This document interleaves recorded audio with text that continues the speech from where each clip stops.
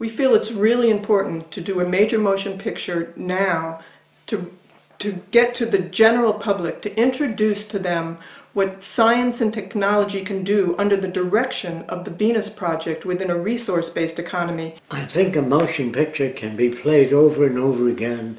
It can be translated into many different languages, and it could do far more than my personal lectures because it travels all over the world. And in a motion picture, you can answer all the questions that people ask. We also feel while Jacques is still alive, he is the best person to put this film together. He has worked all his life to arrive at this direction. He hasn't just read books. He has experimented and worked with people and worked with technology and showed just how a resource-based economy can function and what it will look like. So to us, it's very important to have Jacques involved in this film. The basic ideas for the film are laid out precisely, and they are laid out in accordance with the plans of the Venus Project. If you don't have a public prepared to accept the Venus Project, there is no other way. All of the future scenarios in science fiction films are detrimental, are scary, are technology overcoming and killing people, dictatorial governments and technology watching your every move. This is quite the opposite of the Venus Project for anybody who knows about it. And this is what we want to get across to the public, that you don't have to be afraid of technology. We want to show how the methods of science can be used to enhance everyone's life and preserve the environment. If we spent the money any other way, I don't think it would be as effective.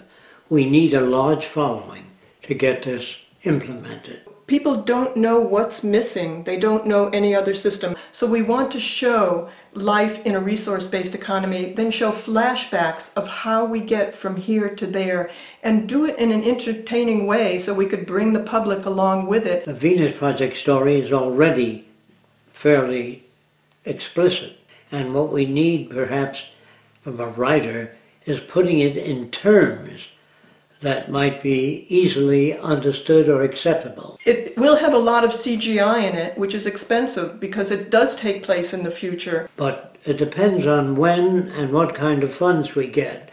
That will dictate, say, the type of script. The more funding, the more elaboration.